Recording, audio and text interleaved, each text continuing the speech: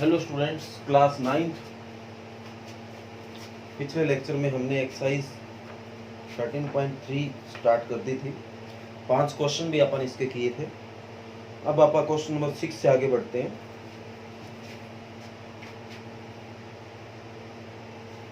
तो ध्यान से स्टेटमेंट पढ़िए बेटा। क्वेश्चन नंबर 6 बोला गया, the slant height and base diameter of a conical, कोई टॉम्ब है बेटा, are 25 metre and 14 metre respectively.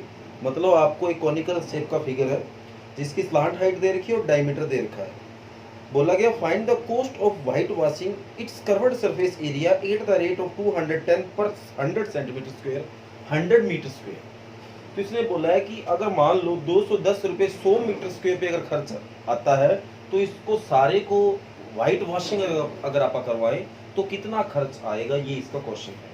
तो एक कॉनिकल है हमारा, तो इसकी जो स्लांट हाइट है वो आपको 25 दे रखी है और जो इसका डायमीटर है यहां से लेके यहां तक वो आपको 14 मीटर दे रखा है।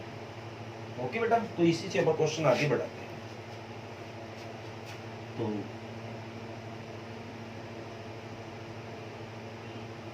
स्लांट हाइट जिसको अपन एल के नाम से जानते हैं 25 मीटर हो गया। इसके बाद जो इसका डायोमीटर है वो आपको 14 मीटर दे रखा है। तो इसकी रेडियस हाफ होती है बेटा, 14/2 कितना आ जाएगा 7। ओके, तो इसके बाद आप आगे बढ़ते हैं, इसका कर्व्ड सरफेस एरिया निकाल लेते हैं। The curved surface area of cone. तो क्या फार्मूला बेटा, पाई आर एल। तो पाई की वैल्यू कुछ नहीं दे रखा तो 22/7 ही यूज की जाएगी। आर आपका 7 दे रखा है और रही बात एल, एल हो जाएगा 25। ये इससे कट हो गया तो इसकी इससे गुणा करेंगे 550 मीटर स्क्वायर। ओके बेटा, तो आगे बोला cost, the cost of white washing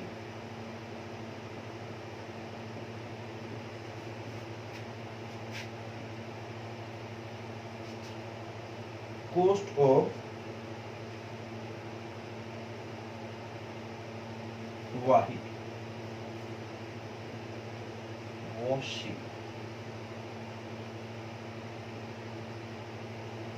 the cost of white washing 100 meter square is equal to 210 rupees. ठीक बेटा, 100 मीटर स्क्वायर पे जो व्हाइट वॉशिंग की कॉस्ट है वो 210 रुपए है। तो the cost of white washing 1 metre square आ जाएगा 210/100। इसी तरह टोटल एरिया कितना आपका 550, तो 550 metre square is equal to 210/100 × 5। तो 1 0 से 1 0 कट हो गया, 1 0 से 1 0, इसकी से मल्टी करो बेटा 21 × 55। तो जो भी आंसर आएगा वो आपका आंसर आ जाएगा। 21 5 हो गया 105, कैरी ऑन 10, 21 5 105 और 10 हो गया 115। ये आपका आंसर आ जाएगा 1155। इसका जो है वो टोटल जो पैसा है वो आपका आ जाएगा। ओके बेटा, उम्मीद करता हूँ अच्छे से दिखाई दे रहा होगा आपको और समझ भी आ रहा होगा। ठीक है बेटा, तो इसका जो टोटल खर्च है, सारा जो पैसा लगेगा वो 1155 रुपीज लगेगा बेटा। तो ये आपके सामने है, आप ये देखते होंगे ये क्या है। ये वैसे तो लगभग सारे बच्चों को पता है, ये अपनी इंडियन जो करेंसी है, चाहे आप इंग्लिश मीडियम में लिख रहे हो चाहे आप हिंदी मीडियम में लिख रहे हो, इसको लिखने का तरीका है जैसे कई देशों विदेश में डॉलर वगैरह होता है, अपने जो रुपीज होता है और उस रुपीज को ऐसा शो किया जाता है। ये अपने इंडियन करेंसी की एक किस्म से कह सकते हैं निशानी है, उसको लिखने का एक तरीका है। ओके बेटा, जैसे इंग्लिश में रुपीज बोल देते हैं, हिंदी में रुपए बोल देते हैं, जो करेंसी का साइन है वो ये है। तो ये बेटा क्वेश्चन नंबर 6 है। उम्मीद करूंगा आपको अच्छे से समझ आया है।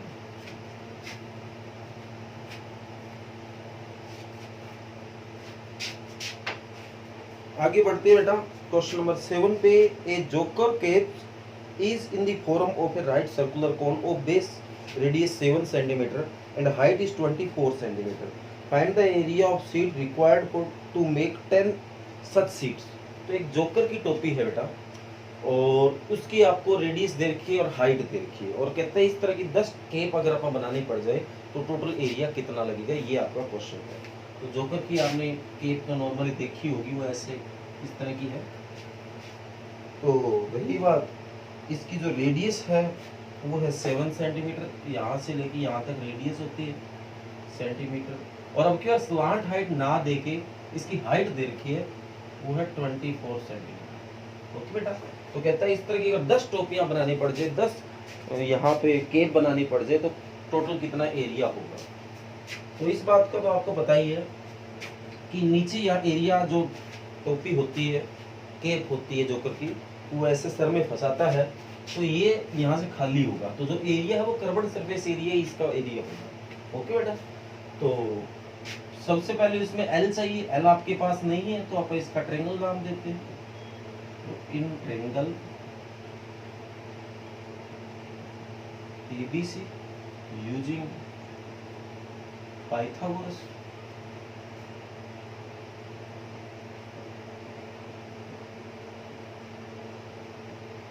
ठीक है बेटा। थ्योरम क्या फार्मूला होता है, hypotenuse square base square plus height square. तो हाइपोटेनियस तो निकालना ही है, बेस 7 आ गया तो हाइपोटेनियस 20 हाइट 24 आ गया। तो हाइपोटेनियस स्क्वायर ये 49 आ गया, ये 576 आ गया, जो कि आपका ये टोटल बन जाएगा hypotenuse square is equal to 625। तो बोथ साइड रूट कर देते हैं, तो 625 को 25 मल्टी 25 लिखा, तो जो इसका हाइपोटेनियस है जिसको आप स्लांट हाइट भी बोल सकते हैं वो आपकी 25 सेंटीमीटर। ओके, अब इसके बाद एरिया निकाल लेते हैं। एरिया ऑफ कॉनिकल कैप, क्या फार्मूला, पाई आर एल। पाई की वैल्यू कुछ नहीं दे रखी तो 22/7, आर 7 आ गया, एल 25। ओके बेटा, तो 7 से 7 कटाइए तो वापिस वही आ गया 550, नहीं 550 नहीं था, हाँ 550 सेंटीमीटर स्क्वायर। ओके बेटा, आगे कहता है अगर इस तरह की 10 केप बनानी पड़ जाए तो the area of 1 cap is equal to 550 centimetre square. इसी तरह एरिया ऑफ 10 अगर कैप बनानी पड़ जाए तो 10 मल्टी 550 कितना आ जाएगा बेटा, 5500 सेंटीमीटर। ओके, कर लोगे। तो ये क्वेश्चन नंबर 7 है बेटा। उम्मीद करता हूँ कि आपको अच्छे से समझ आया होगा और वीडियो की क्वालिटी भी ठीक है।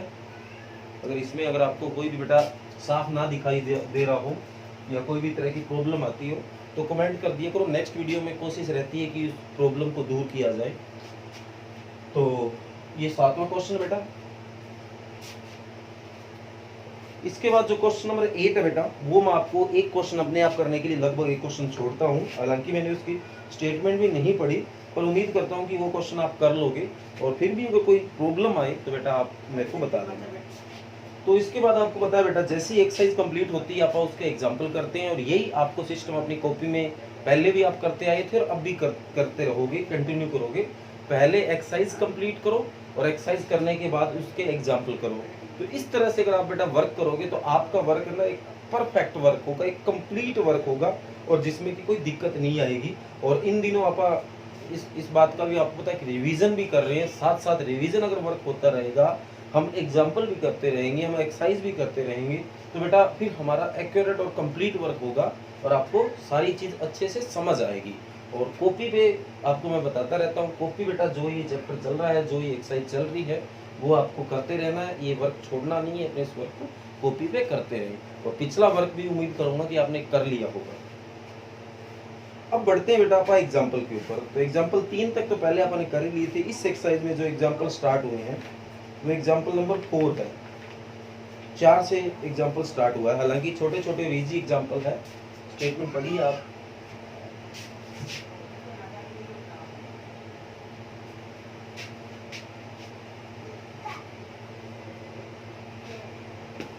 देखो आसान सा एग्जाम्पल है। Find the curved surface area of a right circular cone whose slant height is 10 centimetre and base is 7 centimetre. तो सिंपल सा क्वेश्चन है बेटा, स्लांट हाइट आपको 10 दे रखा है और रेडियस ऑफ 7 दे रखा है।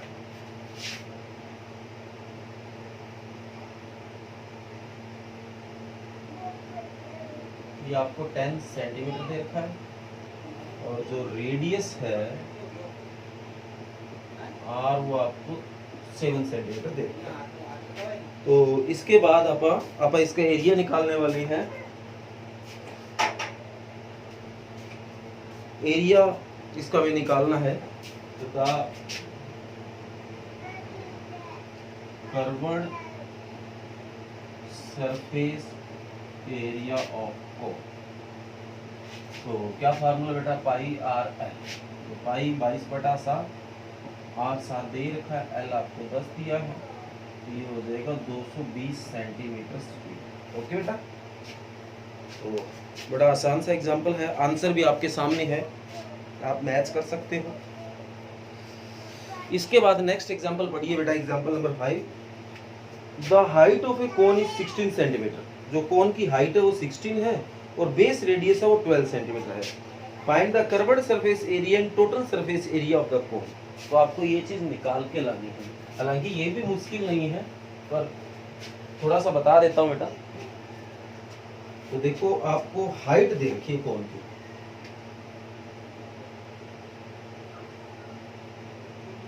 ये हाइट दे रखी है 16 और रेडियस है वो 12 दे रखा है, और पूछा गया इस कोन का कर्व्ड सरफेस एरिया और टोटल सरफेस एरिया। तो इस बात का तो पता ही आपको एल की जरूरत है, तो वही बात एल आप निकाल लो बेटा। तो पाइथागोरस यूज करिए। तो in triangle ABC using Pythagoras theorem. तो पाइथागोरस कहती है बेटा hypotenuse square base square plus height square. तो हाइपोटेनियस स्क्वायर तो हमें निकालना है, बेस 12 हो गया और हाइट आपका 16 हो गया। तो हाइपोटेनियस स्क्वायर बेस आपका क्या, 12 का स्क्वायर 144 और ये हो गया 256, 16 की 16 से गुना। तो hypotenuse square is equal to ये हो जाएगा 400। तो बोथ साइड रूट कर देते हैं बेटा। तो हाइपोटेनियस 400 को 20 गुना 20 लिखा जा सकता है। तो इसको 16 करोगे 20 आ जाएगा, जो कि हमारा स्लांट हाइट हो जाएगा, जिसको आप एल बोलते हैं, 20 सेंटीमीटर। ओके बेटा, अब हमें निकाल के लाना इसका curved surface area. The curved surface area, तो क्या फार्मूला होता है, पाई आर एल। पाई के बारे में कुछ बताए, बिल्कुल 3.14, आर आपका हो गया 12 और रही बात एल आपका आ गया 20। तो इसको सोल्व करोगे कौन में 100 लगाना पड़ेगा बेटा।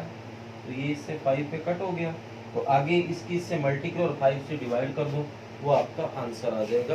तो इतना कोई मुश्किल नहीं है बेटा, आप अपने आप कर सकते हो। रही बात नेक्स्ट है total surface area. The total surface area of cone. कल भी अब इसका बात कर रहे थे, तो इसका फार्मूला था पाई आर आर प्लस एल। तो ये सारी चीजें हैं आपके पास। पाई 3.14, आर आपके पास है 12, आर आपके पास 12 और एल है आपका 20। तो 3.14 मल्टी 12 मल्टी 30। तो आगे इसको सोल्व कर लेना बेटा, वो आपका इसका आंसर आ जाएगा। तो उम्मीद करूंगा कि आपको अच्छे से समझ आया होगा। आगे बढ़ते हैं बेटा क्वेश्चन नंबर 6 के ऊपर। ध्यान से देखना, इसकी स्टेटमेंट अगर समझ आ जाएगी, मेरे को नहीं लगता क्वेश्चन में कोई ज्यादा मुश्किल वाली बात है।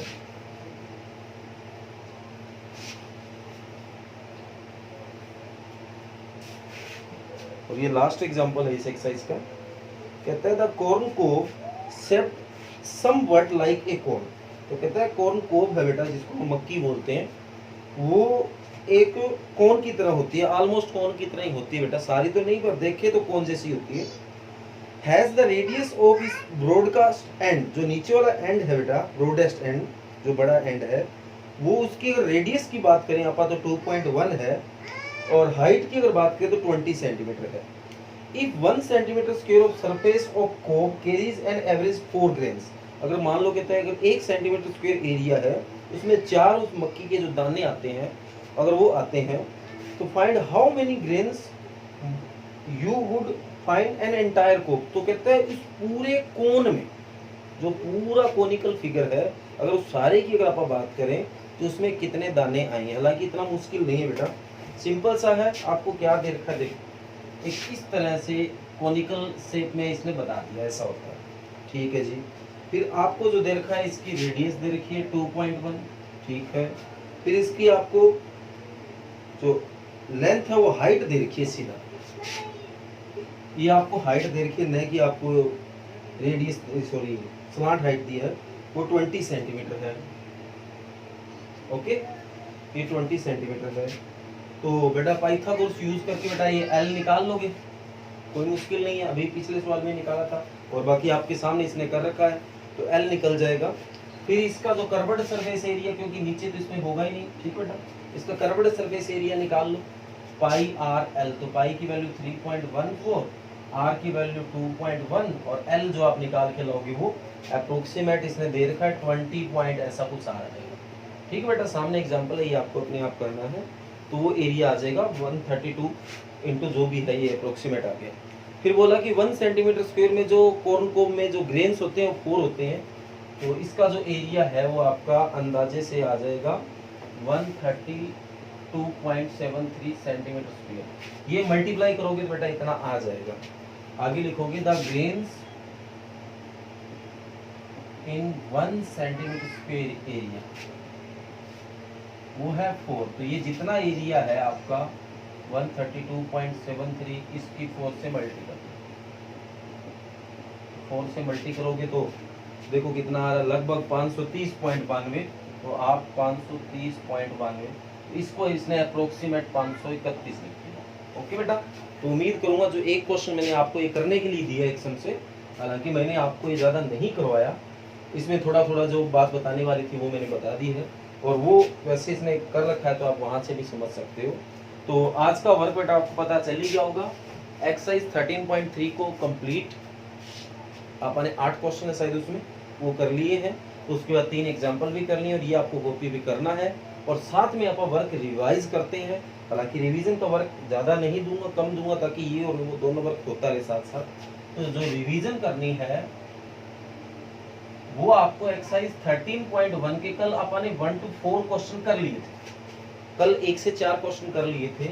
आज जो रिवीजन करना है वो 5 to 8 क्वेश्चन, 4 क्वेश्चन ही आज आपको रिवाइज करने बेटा। क्वेश्चन नंबर 5, 6, 7, 8, ये 4 क्वेश्चन आपको रिवाइज करने हैं। और एक्सरसाइज 13.3 जहां से आज अपने 6, 7, 8 किया, और उसके 3 एग्जाम्पल ये आपको कॉपी में भी करने हैं। रिवीजन वाला वर्क आपको नहीं करना है, सिर्फ आपको रिवाइज करना है।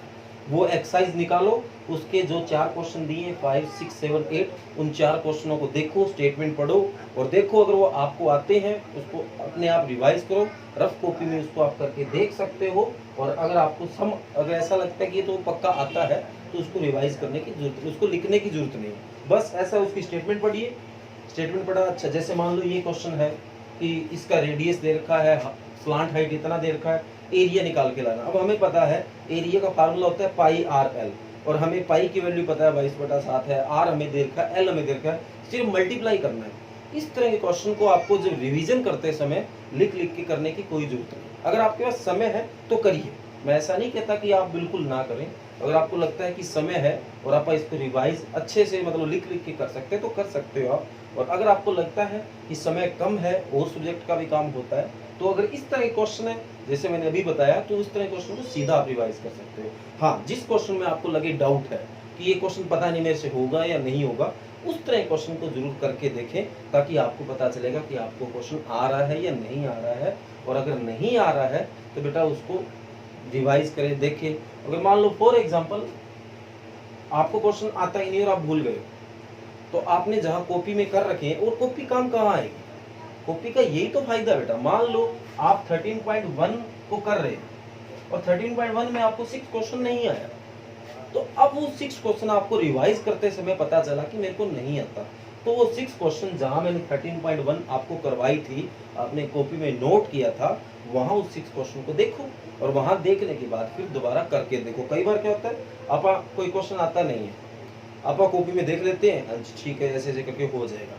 ये नहीं बेटा, अगर वो क्वेश्चन आपको नहीं आता तो भी उसको दोबारा करके देखो। अगर वो नहीं आया और आपने इसको देखा और आप देख के सीधा ही कहते अच्छा अच्छा ऐसे हो जाएगा, तो फिर आप भूल जाओ। तो आप उस क्वेश्चन को दोबारा, अगर आपको नहीं आता, आपने कॉपी में देख लिया, उसको दोबारा रफ में करके देखो, तब जाके आपका क्वेश्चन पक्का हो जाएगा, फिर आप नहीं भूलोगे। ओके बेटा, तो उम्मीद करता हूँ जो भी जानकारी दी है आपको सारी समझ आई है। फिर भी अगर आपको लगता है कि आपके कोई सवाल का आंसर रह गया है, तो आप बेटा कमेंट कर दिया करो और आपकी जो प्रॉब्लम होती है वो नेक्स्ट वीडियो में सोल्व करवा देता हूँ। और एक बेटा चैनल को सब्सक्राइब करते रहो, ताकि जब भी मैं वीडियो बनाता हूँ उसका मैसेज आपके पास आता रहता है। ओके बेटा, तो चैनल को सब्सक्राइब जरूर कर देना। Okay, thank you.